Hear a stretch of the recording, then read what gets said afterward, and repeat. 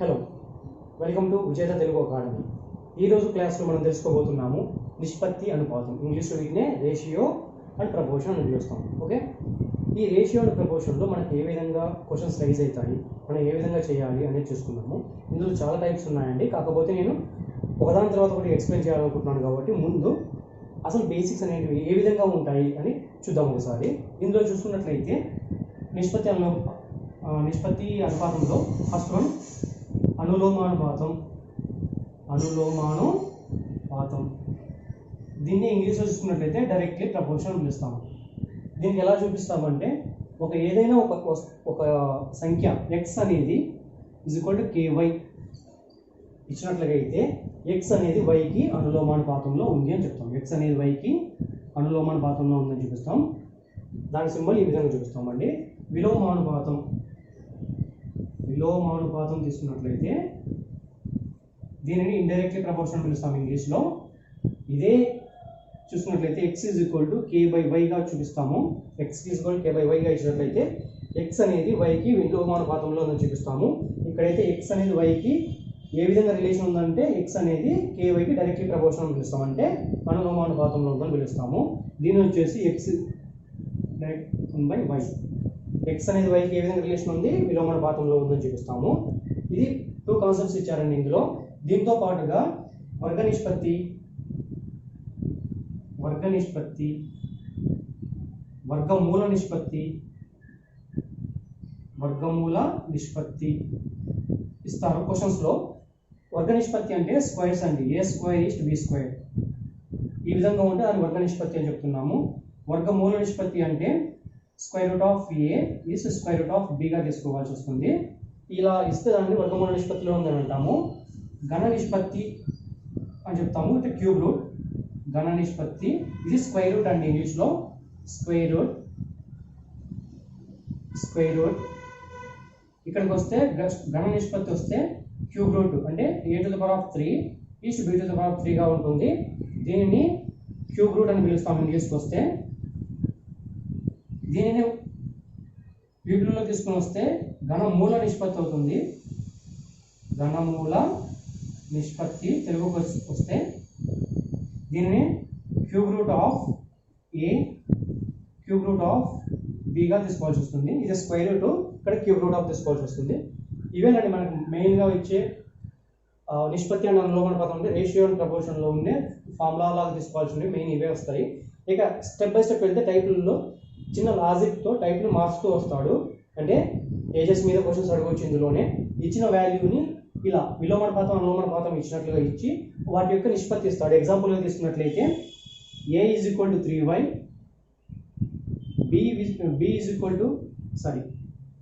a = 3b, b = 4c ఇస్తాడు. దీని నుంచి a:b:c యొక్క నిష్పత్తి కనుక్కోమని చెప్తాడండి. ఆ విధంగా చూస్తే మీరు ఏకి బికి ఏ విధంగా రిలేషన్ ఉందంటే అనులోమానుపాతంలో ఉంది. అది చూసినట్లయితే మీరు a/b = 3/1 గా తీసుకోవాల్సి వస్తుంది. దీని నుంచి ఇక్కడ నుంచి తీసుకున్నట్లయితే b/c = 4/1 గా తీసుకోవాల్సి వస్తుంది. సేమ్ a:b కనుక్కోవడానికి మీరు a:b = 3:1 అయింది ఇక్కడ. ఓకే, b:c = 4:1 అవుతుంది. దీని నుంచి మీరు నిష్పత్తి ఫైండ్ అవుట్ చేయాల్సి వస్తుంది. ఎగ్జాంపుల్ అడిగే క్వశ్చన్ డైరెక్ట్గా. దీన్ని మీకు ఈజీ వేలో కనుక్కోవడం కోసం నేను ఇక్కడ దీన్ని డిలీట్ చేసి ఇక్కడ నుంచి రాసుకుంటాను. b:c వచ్చేసి 4:1. ఎందుకంటే b ప్లేస్లో ఇక్కడ 1 ఉంది, అదే b ప్లేస్లో ఇక్కడ 4 ఉంది. b = c కాబట్టి b/c 4/1. b ప్లేస్లో 1 ఉంది, ఇక్కడ 4 ఉంది కాబట్టి నేను ఆ విధంగా రాసుకుంటున్నాను. దీని నుంచి a:b:c తీసుకుంటే ఇక్కడ 2, ఇక్కడ 4 ఉంది, ఇక్కడ 1 ఉంది. అయితే ఇది కూడా 4 అవ్వాలి, లేదా ఇది 1 కావాలి. 4లో 1 కావడానికి ఛాన్సెస్ ఉన్నాయా? చాలా తక్కువ ఉన్నాయి. చేయడానికి ఛాన్సెస్ ఉండదు. కాబట్టి దీనిని 4గా మార్చుకోవచ్చు. 4 మార్చాలంటే ఈ మొత్తాన్ని 4తో ఇంటూ చేస్తే, మల్టిప్లికేషన్ చేస్తే అది 4గా మారిపోతుంది. కాబట్టి ఇదే తీసుకున్నట్లయితే a:b:c ఇక్కడ 3×4 = 12:4. ఇక్కడ ఆల్రెడీ b:c అలాగే ఉండిపోతుంది, మార్చవలసిన అవసరం ఉండదు. 4:1. దీన్ని తీసుకున్నట్లయితే a:b:c = 12:4:1. ఈ క్వశ్చన్స్ నుంచి అడిగే క్వశ్చన్ ఏంటంటే A/B/C యొక్క నిష్పత్తి ఎంత అని అడుగుతాడు. దాని నుంచి డైరెక్ట్గా మీరు A/B/C నిష్పత్తి ఎంత అంటే 12:4:1 డైరెక్ట్ చెప్పడానికి అవుతుంది. ఈ రిలేషన్లో అడుగుతాడు. ఇక మీరు క్వశ్చన్స్లోకి వెళ్ళినట్లయితే ఏ విధంగా క్వశ్చన్స్ అడుగుతాడు, ఇది జస్ట్ ఎగ్జాంపుల్ చెప్పాను. ఇదే విధంగా క్వశ్చన్స్ ఏ విధంగా రైట్ చేస్తాడు. ప్రతి ఒక్క ఎగ్జాంపుల్కి నేను 2 లేదా 3 ఎగ్జామ్స్ మాత్రమే చెప్పి క్లోజ్ చేస్తానండి. ఎందుకంటే ఫర్దర్గా మీకు చెప్పుకుంటూ వెళ్తే వ్యాస్ట్గా వెళ్ళిపోతుంది కాబట్టి నేను సింపుల్గా మీకు కొన్ని ఎగ్జాంపుల్ మాత్రం చెప్తాను. మీకు దీని రిలేటెడ్గా ఏదైనా క్వశ్చన్స్ రైజ్ అయితే కింద కామెంట్ రూపంలో ఆ క్వశ్చన్స్ పోస్ట్ చేయండి. నేను వాటికి మీకు రిప్లై అక్కడే ఇచ్చేస్తాను. ఏ విధంగా చేయాలి ఆన్సర్, ఏ విధంగా ఫైండ్ చేయాలని క్లియర్గా మీకు ఎక్స్ప్లెనేషన్తో చూపిస్తాను. ఓకే, ఇక క్వశ్చన్లోకి వెళ్ళినట్లయితే టైప్లు ఈ విధంగా ఇస్తాడండి. ఇందాక చూస్తాం కదా అనులోమన పదం విలోమన పదం ఏ విధంగా అడుగుతాడు అనేది. ఇక్కడ టైప్స్ క్వశ్చన్స్ ఈ విధంగా అడుగుతాడు. 3x = 5y, y = 2z ఇచ్చి x = y = z యొక్క రిలేషన్ కనుక్కోమని చెప్తాడు. అదేవిధంగా 2a = 3b = 4c. Just example చెప్తున్నాను. ఇది ఇలా ఇచ్చేసి A/B/C కనుక్కోమంటాడు. ఇక్కడ ఎంత నెంబర్ మార్చుకోవచ్చు, మీరు ఏ విధంగా చేయాలని ఇప్పుడు చూద్దాము. ఇక్కడ ఈ రిలేషన్ నుంచి 3x = 5y నుంచి అంటే 3x = 5y నుంచి మనము x/y తీసుకుందాము బయటికి. ఇక్కడ ఉన్న y ఇక్కడ తీసుకొస్తే డివైడ్ బై అవుతుంది ఇక్కడ, కాబట్టి ఇక్కడ 5 మిగిలిపోతుంది పైన. ఇక్కడ ఉన్న 3ని అవతల తీసుకెళ్తే అక్కడికి తీసుకెళ్ళినాక బై 3 అవుతుంది. x/y ఎంత నిష్పత్తి ఇక్కడ, x/y = 5:3. అదేవిధంగా ఈ y = 2z నుంచి ఓకే y = 2z నుంచి రిలేషన్ తీసుకున్నట్లయితే y/z = 2/1. కాబట్టి y/z = 2:1. వీటి యొక్క రిలేషన్ రాసుకున్నాం. ఇక్కడ నుంచి ఇందులో తీసుకున్నాము. ఇది a, ఇది b. ఈ రెండింటి నుంచి తీసుకున్నట్లయితే x/y y y/z ఈజీగా ఉండడం కోసం నేను రాసుకున్నాను ఈ విధంగా. ఎందుకంటే y కామన్గా ఉంది రెండింటిలో. వైని మాత్రం ఈక్వల్ చేస్తే ఆటోమేటిక్గా రిమైనింగ్ కూడా ఈక్వల్ అయిపోతాయి కాబట్టి అలా చేస్తున్నాను. 5:3 2:1. ఇది ఎక్కడ నుంచి రాసానంటే ఏలోంచి ఈ నెంబర్ తీసుకొని వచ్చాను, ఇది బిలోంచి తీసుకొని వచ్చాను. ఓకే, చూసారు కదా ఎలా తీసుకొచ్చామనేసి. ఇక్కడైతే దీంట్లో 3 ఉంది, ఇందులో 2 ఉంది. రెండింటిని కామన్ చేయాలంటే దీనిని 2తోనూ దీనిని 3తో మల్టిప్లికేషన్ చేస్తే ఇక్కడ 6 మిగిలిపోతుంది రెండింటిలో కామన్గా. కాబట్టి నేను 2తో మల్టిప్లికేషన్ చేస్తే 2×5 10, 2×3 6. దీనిని 3తో మల్టిప్లికేషన్ చేస్తే 3×2 6, 3×1 3. కాబట్టి A/B/C ఎంత 10:6:3.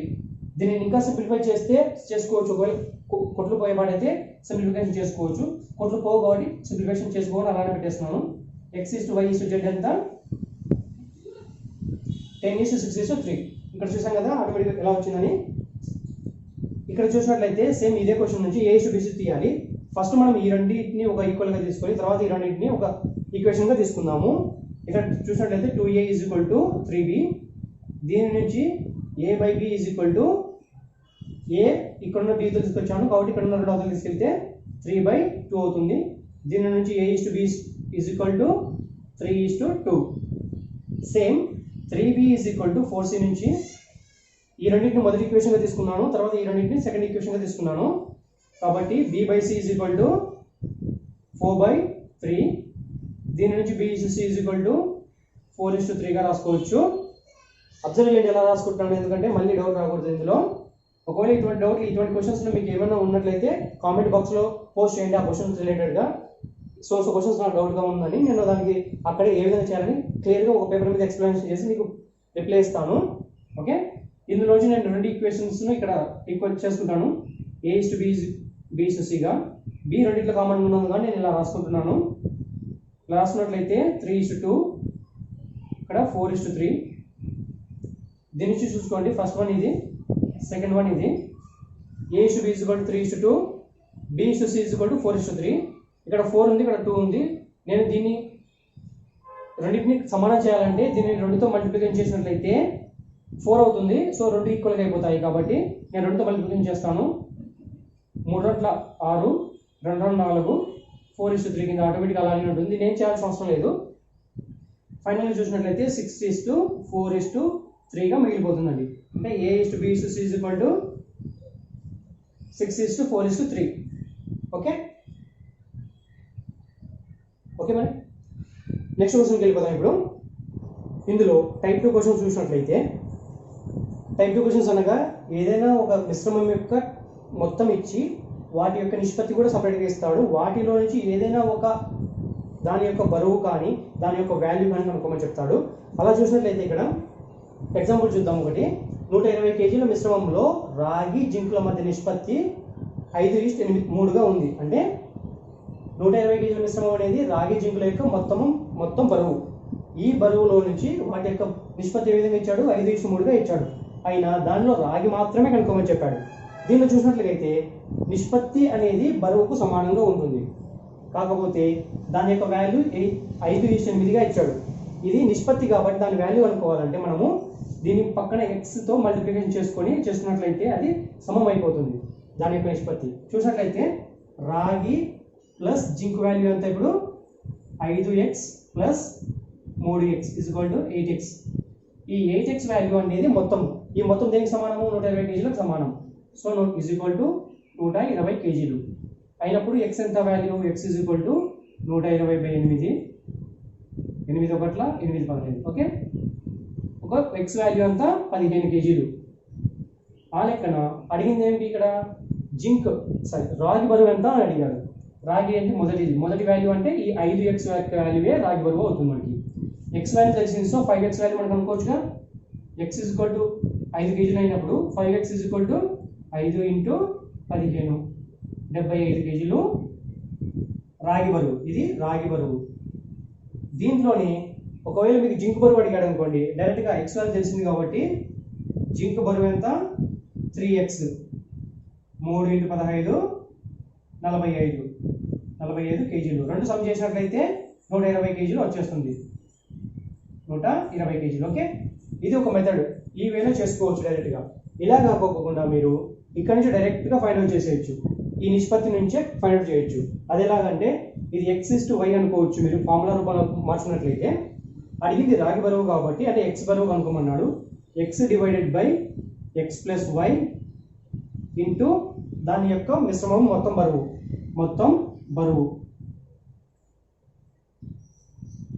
బరువుని మీరు ఇక్కడ మల్టిప్లికేషన్ చేసినట్లయితే డైరెక్ట్గా వాల్యూ వచ్చేస్తుంది. x వాల్యూ ఎంత? ఇక్కడ 5. అడిగింది రాగి కాబట్టి ఇది. ఒకవేళ అడిగింది జింక్ అనుకుంటే రెండో భాగం అడిగితే y/x + y వేసుకోవాల్సి వస్తుంది. అంటే ఏది అడిగితే అది పైన ఉంటుంది. ఆ మిశ్రమం యొక్క మొత్తం కింద వేసుకొని ఏదైతే ఇక్కడ మొత్తం వాల్యూ ఇచ్చాడో దాన్ని మల్టిప్లికేషన్ చేసుకోవాల్సి వస్తుంది. దీన్ని చూసినట్లయితే 5/5 + 3 × 120. ఓకే, 5/8 × 120. 8 1 8 15 8 5 40. ఓకే, 15 75 డైరెక్ట్గా వచ్చేస్తుంది. ఇక్కడ మీరు x వాల్యూ సమ్ చేయాల్సిన అవసరం లేకుండా ఇలా డైరెక్ట్గా మీరు ఒక ఫార్ములా రూపంలో చేసుకుంటే గుర్తుండిపోతుంది. డైరెక్ట్గా అయిపోతుంది పని. ఎక్కువసేపు చేయాల్సిన అవసరం లేకుండా. ఓకే, ఇది అడిగింది రాగి బరువు కాబట్టి ఇక్కడ చేసేసాం. రాగి బరువు కాబట్టి రాగి వాల్యూ అంతా 5 వేసుకొని చేసేసాం పైన. అదే జింక్ అడిగినట్లయితే 3/5 వేసుకోవాల్సి వస్తుంది. 3/5 + 3 × 120. 3/8 × 120. 3 × 15 45. ఓకే,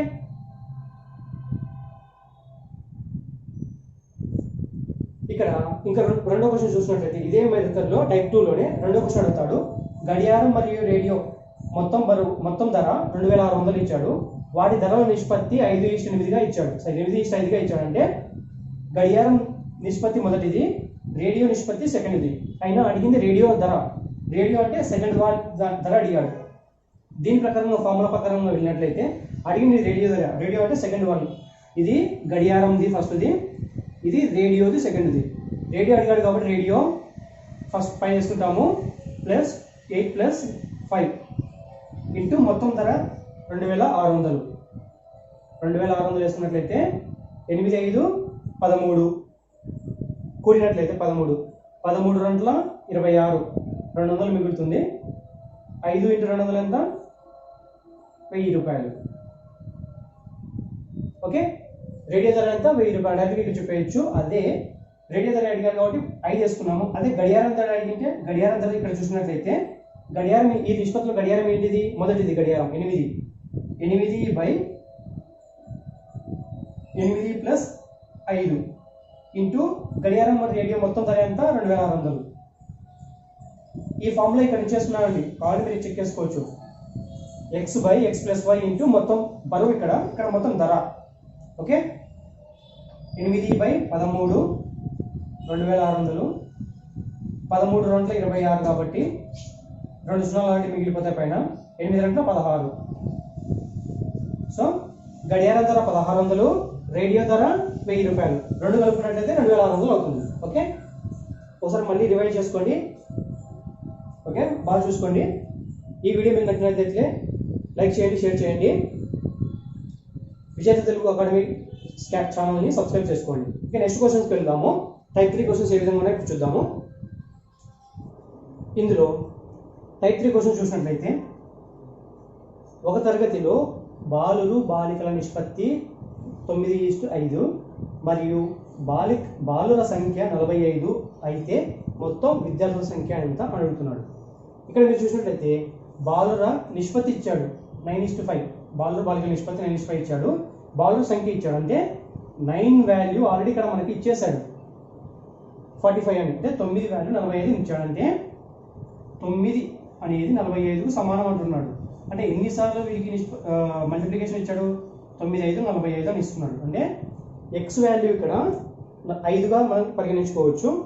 అయినా మొత్తం విద్యార్థుల సంఖ్య ఎంత అడుగుతున్నాడు. సో మొత్తం విద్యార్థులు ఎంత? బాలురు బాలికల సంఖ్య మొత్తం అన్నప్పుడు మొత్తం విద్యార్థుల సంఖ్య తీసుకున్నప్పుడు బాలురు మరియు బాలికలు కదా, 9 ప్లస్ 5 మొత్తంగా 14 ఎక్స్ అవుతుంది. ఇక్కడ ఎక్స్ వాల్యూ ఎంత మనకి 5 తెలిసిపోతుంది. దీని గురించి 9x అనేది 45 అన్నప్పుడు X value 5. Okay, X value మనకు తెలిసింది కాబట్టి 14 ఇంటూ 5, 14 5 70. సో మొత్తం బాలురు బాలికల సంఖ్య అంతా 70. ఓకే, ఇక్కడ మీరు సెకండ్ క్వశ్చన్ చూసినట్లయితే ఇదే టైప్ 3లో, అంటే టైప్ 3 అంటే ఏంటంటే బాలురు ఏదైనా రెండు వస్తువుల మధ్య నిష్పత్తి ఇచ్చి అందులో ఒక దాని యొక్క వాల్యూ ఇస్తాడు, రెండో దాని యొక్క వాల్యూ కానీ లేదా మొత్తం వాల్యూ కానీ కనుక్కోమని చెప్తాడు. అదే ఈ టైప్ 3 క్వశ్చన్స్. కుర్చీ టేబుల్ ధర చూసినట్లయితే ఇక్కడ రెండో క్వశ్చన్ చూసినట్లయితే కుర్చీ మరియు టేబుల్ ధర నిష్పత్తి 4:9 ఇచ్చాడు. ఇందులో కుర్చీ ధర అంటే మొదటి ధర ఆల్రెడీ ఇచ్చేసాడు మనకు 240 రూపాయలని. అడుగుతున్నాడు రెండో దాని ధర అడుగుతున్నాడు. అంటే 4x వాల్యూ 240 అని ఇచ్చేసాడు. దీని నుంచి ఎక్స్ వాల్యూ అంతా 4 6 24 కాబట్టి ఎక్స్ వాల్యూ 60. అయినా టేబుల్ ధర కనుక్కోమంటున్నాడు. టేబుల్ ధర అంటే 9xను కనుక్కోమని చెప్తున్నాడు మనని. 9x కనుక్కున్నట్లయితే 9 ఇంటూ ఎక్స్ వాల్యూ 60, 9 6 54, 540 రూపాయలు టేబుల్ ధర పడింది. కుర్చీ ధర ఆల్రెడీ మనకు ఇక్కడ ఇచ్చేసాడు, కుర్చీ ధర 240 రూపాయలని. టేబుల్ ధర కనుక్కున్నాడు కాబట్టి 540. అది ఎలా కనుక్కున్నామంటే ఇక్కడ ఆల్రెడీ మీరు చూసినట్లయితే నీట్గా కుర్చీ మరియు టేబుల్ ధరల నిష్పత్తి ఇచ్చాడు 4:9గా. కుర్చీ ధర 240 రూపాయలు. అంటే ఇందులో కుర్చీ ధర ఏంటి? మొదటిది 4 అనేది కుర్చీ ధర అవుతుంది. ఈ కుర్చీ ధరకి ఆల్రెడీ ఇచ్చేసాడు మనకి, అంటే 4x అనేది 240 మనకు మెన్షన్ చేశాడు.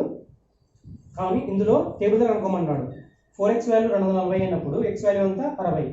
ఎక్స్ వాల్యూ 60 కాబట్టి 9x వాల్యూ మనం ఈజీగా ఫైండ్ అవుట్ చేయొచ్చు. అది 540. అర్థమైంది కదా ఇది. ఇందులో టైప్ 4 క్వశ్చన్స్కి వెళ్ళిపోదాము.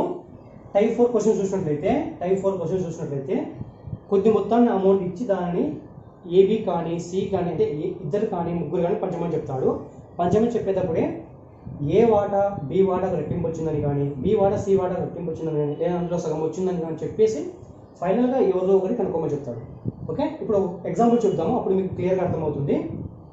400 రూపాయలను ఏబీలకు పంచగలను. అంటే 400 రూపాయల చేతిలో ఉంది, దాన్ని ఏబీలకు పంచాలి. పంచేటప్పుడు ఏ వాటా బి వాటాలో 3వ వంతు వచ్చిందంటే బికి ఎంతైతే వస్తుందో అందులో ఏకి 3వ వంతు వస్తుంది.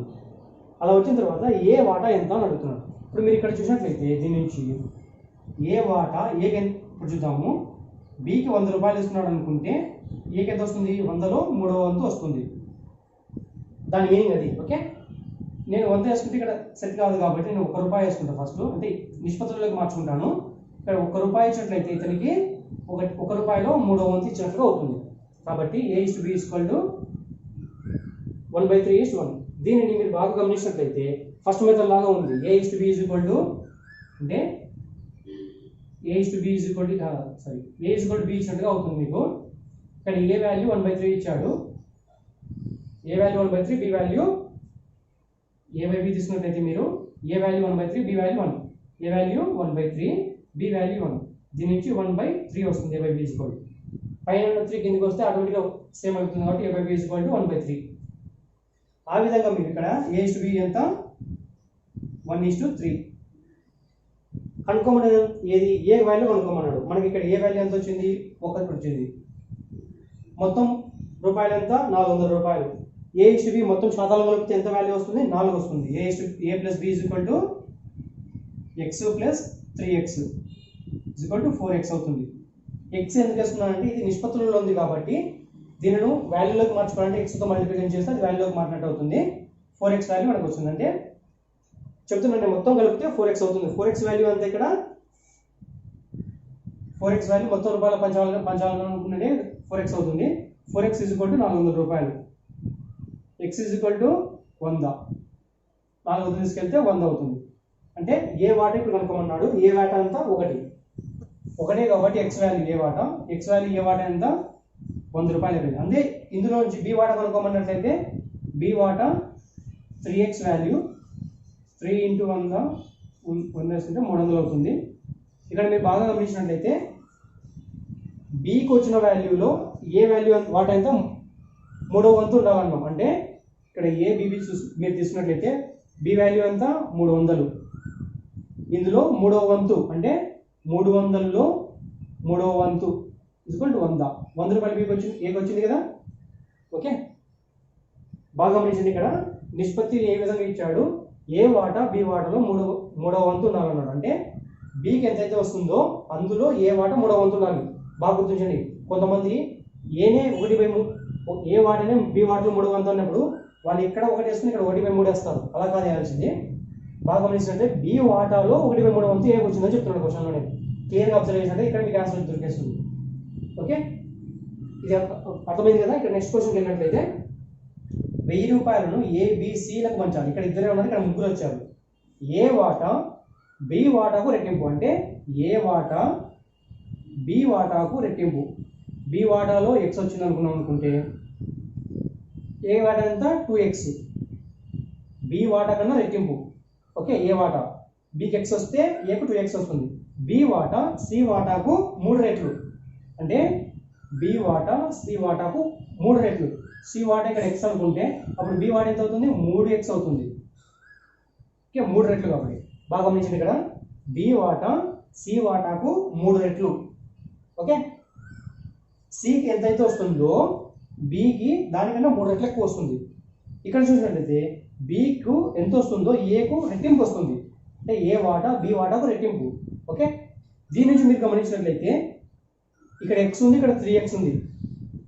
మీరు ఇటువంటి సందర్భం ఇచ్చినప్పుడు మీరు చివరి నుంచి ముందుకు రావాల్సి ఉంటుంది. ఓకే, చివరిలో మీకు ఇక్కడ ఏమైనా వచ్చింది సి వాల్యూ x వచ్చింది.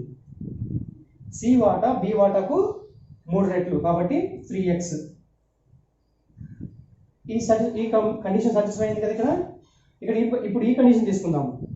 ఏ వాటా బి వాటాకు రెట్టింపు కావాలి. ఏ వాటా బి వాటా ఇక్కడ బి వాటా ఎంత ఉంది 3x ఉంది. రెట్టింపు కావాలి కాబట్టి 2 × 3x. ఇక్కడ ఎంతైతే ఉందో దానికి రెట్టింపు కావాలి. మీరు ఇక్కడ ఆటోమేటిక్ వచ్చేసాయి కదా అని చెప్పి ఏ వాటా 2x బి వాటా 3x సి వాటా x అని వేసేసుకుంటే తప్పు అయిపోతుంది. ఇక్కడ బి వాటా xగా ఇచ్చాం మనం. అది కండిషనే డిఫరెంట్గా ఉంది మీకు. ఓకే, అలా వేసుకోవడానికి కుదరదు. ఇక్కడ మీరు ఎందుకంటే ఇటువంటి క్వశ్చన్స్ ఇచ్చినప్పుడు చివరి నుంచి ముందుకు రావాలి. సి వాటా x, దీని నుంచి బి వాటా 3x. ఈ కండిషన్ సాటిస్ఫై అయింది. ఓకే, ఇక్కడ తీసుకున్నట్లయితే ఏ వాటా బి వాటాకు 3 రెట్లు. సరే, బి వాటాకు రెట్టింపు. బి వాటా ఎంతైతే వస్తుందో దానికి రెట్టింపు కావాలి. ఇక్కడ బి వాటా ఎంత 2x. అప్పుడు దీనికి రెట్టింపు అంటే 2 × 3x. అప్పుడు 6x ఇక్కడ అవుతుంది. ఏ వాటా బి వాటా 3x సి వాటా x అవుతుంది. మనకు నిష్పత్తులు వచ్చేసాయిగా. మొత్తం అమౌంట్ ఎంత ఇప్పుడు 1000 రూపీస్. 1000 రూపాయలు ఇచ్చాడు. 1000 రూపాయలు ముగ్గురు పంచమంటున్నాడు. వీరి యొక్క మొత్తం నిష్పత్తి డిఫరెంట్ నిష్పత్తులు ఇచ్చాడు. మొత్తం కలుపుకుంటే ఇది 6, 3, 9, 1, 10. 10x అవుతుంది మొత్తం. దీని మొత్తం దేనికి సమానము ఆ 1000 రూపాయలకు సమానం. 1000 రూపాయలకు సమానం అయినప్పుడు x వాల్యూ అంతా ఈ 0 క్యాన్సిల్ అయిపోతే x వాల్యూ 100 అవుతుంది. ఓకే, కనుక్కోమన్నదండి ఏ వాటా కనుక్కోమంటాడు. ఇక్కడ మీరు చూసినట్లయితే ఏ వాటా ఎంత 6x. ఏ వాటా 6x కాబట్టి x వాల్యూ 100 అయితే ఏ వాటా ఎంత 6x అంటే 6 × 100 600. క్వశ్చన్లో ఏ వాట్ అడిగారు కాబట్టి ఏ వాట్ చెప్పేసాము. ఒకవేళ బి వాట్ అడిగినట్లయితే బి వాట్ తీసుకుంటే బి వాట్ ఎంత ఇక్కడ 3x 3 × 100 300. ఓకే 300. అదే సి వాట్ అడిగినట్లయితే డైరెక్ట్గా ఎక్స్ వాల్యూవే సి వాట్ అవుతుంది 100 రూపాయలు. మొత్తం కూడినట్లయితే 600 ప్లస్ 300 ప్లస్ 100 కలిపితే మొత్తంగా 3 కలిపినట్లయితే మొత్తంగా 1000 రూపాయలు అవుతుంది. ఈ 1000 రూపాయలు సమానమైంది కదా ఇక్కడ 600 ప్లస్ 300 ప్లస్ 100 1000 రూపాయలు. ఓకే అర్థమైంది కదా ఫ్రెండ్స్. ఈ వీడియో మీకు నచ్చినట్లయితే లైక్ చేయండి. నెక్స్ట్ టాపిక్లోకి వెళ్ళిపోదామంటే టైప్ 4 చూసాం కదా, టైప్ 5లోకి వెళ్ళిపోదాం మనం ఇప్పుడు. ఓకే అవి చూసినట్లయితే ఇక్కడ కొన్ని జంతువులు ఇస్తారండి. జంతువులు వాటి తలలు మరియు కాళ్ళ సంఖ్య ఇవ్వడం కానీ అలా చేస్తూ ఉంటాడు. వాటి నుంచి మొత్తం జంతువులు ఎన్ని ఉన్నాయి కనుక్కోమని చెప్తాడు. ఎగ్జాంపుల్ చూస్తే మీకు క్లియర్గా అర్థమైపోతుంది. ఒక వ్యక్తి వద్ద కొన్ని ఆవులు కొన్ని కోళ్ళు ఉన్నాయి. వాటి తలల సంఖ్య 100, వాటి కాళ్ళ సంఖ్య 280 ఇచ్చాడు. ఇచ్చి మొత్తం ఎన్ని కోళ్ళు కలవో కనుక్కోమంటున్నాడు. మీరు చూసినట్లయితే ఇక్కడ ఇచ్చిన ఆవు కానీ కోళ్ళు కానీ తలలు ఒకటే ఉంటుంది, కాళ్ళు డిఫరెంట్గా ఉన్నాయి. ఆవుకి ఎన్ని కాళ్ళు ఉంటాయి? ఆవుకి 4 కాళ్ళు కనిపిస్తాయి. ఓకే కోళ్ళకు 2 కాళ్ళు ఉంటాయి.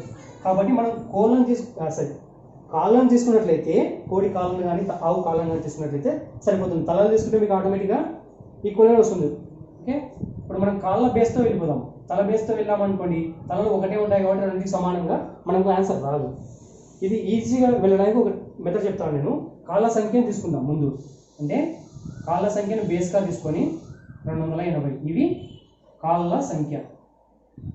ఓకే ఈ కాళ్ళ సంఖ్యను బేస్గా తీసుకొని ఇక్కడ ఆవులు ఇక్కడ కోళ్ళు పెట్టుకుంటాను నేను. ఓకే కోళ్ళు తీసుకొని చేస్తాను. ఇప్పుడు మీరు మొత్తం ఇక్కడ ఉన్నవన్నీ ఆవులే అనుకుందాం. సరే ఓకే ఉన్న తలల సంఖ్య తీసుకొని బేస్ చేసుకుని చెప్తున్నాం కాబట్టి కాళ్ళ సంఖ్యలో ఉన్న తన దగ్గర ఉన్నవన్నీ ఆవులే లేదా కోళ్ళే అనుకున్నట్లయితే ఆవుకి ఎన్ని కాళ్ళు వస్తాయి? తలల సంఖ్య 100 కాబట్టి ఆవుకి ఎన్ని కాళ్ళు? 100 ఆవులే ఉన్నాయనుకుందాం. 100 ఆవులే అన్నట్లయితే అక్కడ ఆవుకి 4 కాళ్ళు ఉంటాయి కాబట్టి 100 × 4 400 అవుతాయి. ఓకే ఇప్పుడు మొత్తం కోళ్ళే ఉన్నాయనుకుందాం. కోళ్ళు అనుకున్నా కూడా సేమ్ కోళ్ళకి ఎన్ని కాళ్ళు ఉంటాయి? 2 కాళ్ళు. 100 కోళ్ళు ఉన్నాయి. నేను కాళ్ళ బేస్ తీసుకున్నాను కాబట్టి తలను ఇక్కడ వేసుకుంటున్నాను. ఓకే 200 కోళ్ళు ఉన్నట్టుగా మనకు తెలుస్తుంది. మొత్తం కోళ్ళే తీసుకుంటే తలలు ఎన్ని ఉన్నాయంటే సపోజ్ ఇవి తల బేస్ మీద తీసుకుంటున్నాను కాబట్టి తలలు మొత్తం 100 తలలు కాబట్టి 100 నేను కోళ్ళే అనుకుంటా. అప్పుడు కోళ్ళకి ఒక్కొక్క కోడికి 2 కాళ్ళు ఉంటాయి కాబట్టి మొత్తంగా 200 కోళ్ళు ఇక్కడ ఉన్నట్లు 200 కాళ్ళు ఉన్నట్టు ఇవి కాళ్ళు.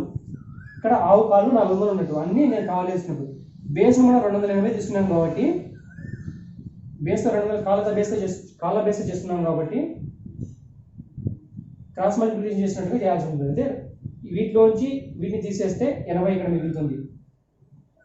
వీటిలోంచి వీటిలో తీసేస్తే 20 ఒక 100 120 మిగులుతుంది. ఓకే ఇప్పుడు ఇవన్నీ సమ్ చేస్తే మనకి ఈ రెండింటిని 80 ప్లస్ 120 80 ప్లస్ 120 కలిపితే 200 అవుతుంది.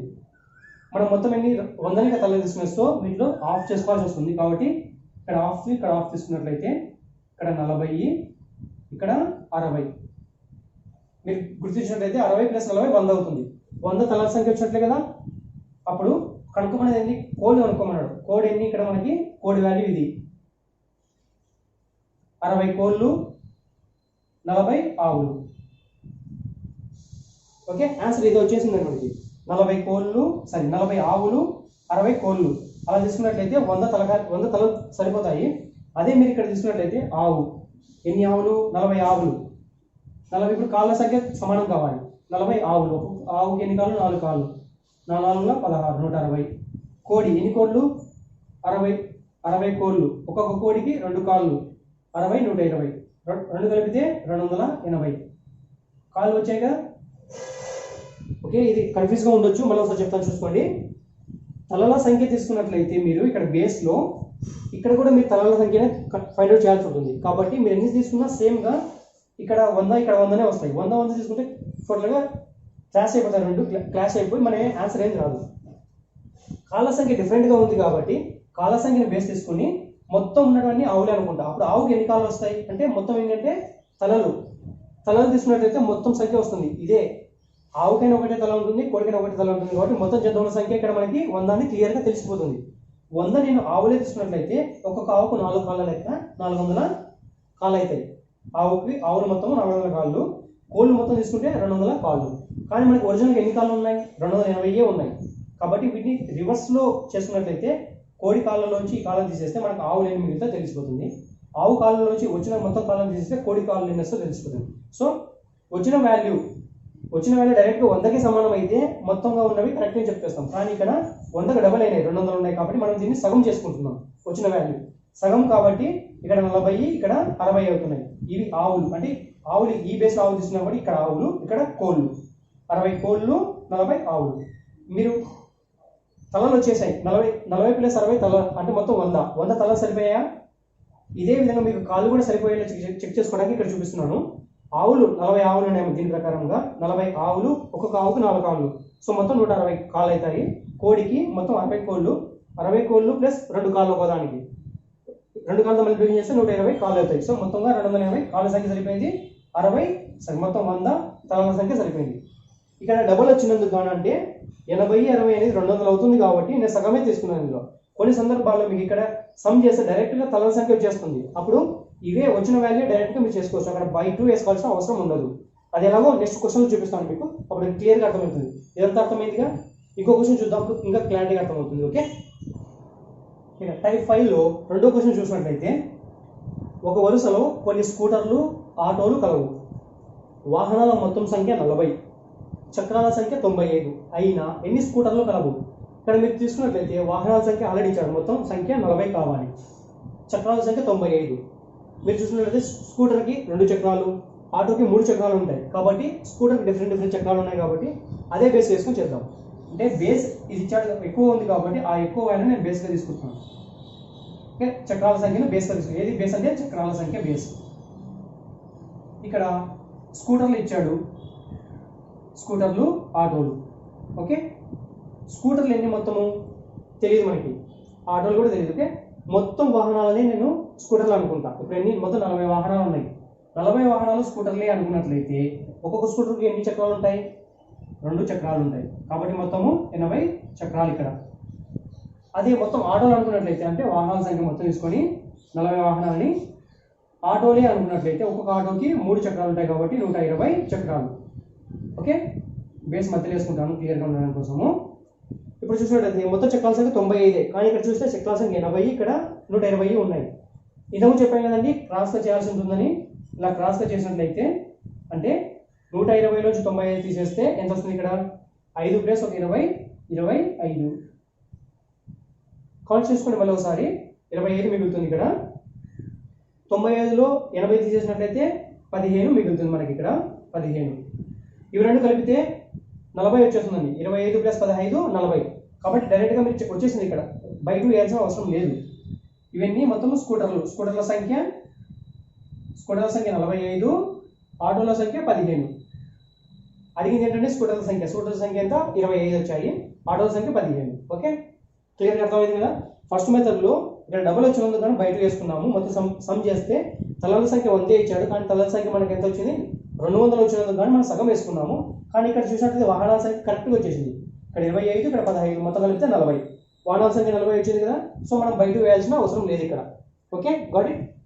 సో ఈ మొత్తం కాన్సెప్ట్ అంతా అర్థమైంది కదండి. అర్థమైనట్లయితే లైక్ చేయండి.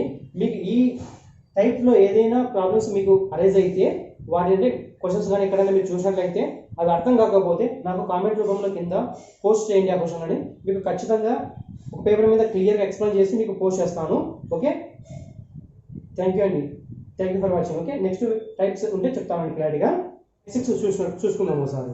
ఈ టైప్ 6 ఏంటంటే కొంతమందికి ఒక కుటుంబంలో కొంతమంది ఉన్నారు, వారికి భోజనం ఇందులో సరిపడే భోజనం ఉంది. దానికి అదనంగా వచ్చి చేస్తే ఆ మెంబర్స్కి అదనంగా 2 కానీ 3 కానీ వచ్చి చేరినట్లయితే ఆ మిగిలిన భోజనము అంటే సరిపడి భోజనము ఎన్ని రోజులు సరిపోతుంది అనే క్వశ్చన్ అడుగుతారండి. లేదా ఇదే క్వశ్చన్లో ఇక్కడ జాయిన్ అయ్యారు అనే ఒక టైప్ ఉంటుంది, అందులోంచి బయటకు వెళ్ళిపోయారు అనేది ఒక టైప్ ఉంటుంది. ఈ క్వశ్చన్స్ అడిగే ఛాన్సెస్ ఎక్కువగా ఉన్నాయి. ఇప్పుడు మీరు చూసినట్లయితే క్వశ్చన్ ఒకసారి చూస్తే మీకు క్లియర్గా అర్థమవుతుంది. ఒక కుటుంబంలో 6 సభ్యులకు 12 రోజుల సరిపడే ఆహారం కలదు.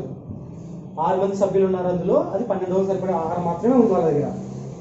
మరో 2 బంధువులు వచ్చి వారికి ఆతిథ్యంగా వచ్చారు, అతిథులుగా వచ్చారు 2 బంధువులు. వచ్చినట్లయితే ఆ ఆహారం అంటే 12 రోజులకి 6 మందికి సరిపడే ఆహారము ఇప్పుడు ఎంతమంది అయ్యారు? ఇద్దరు ఆడి కావడం వల్ల 8 మంది అయ్యారు.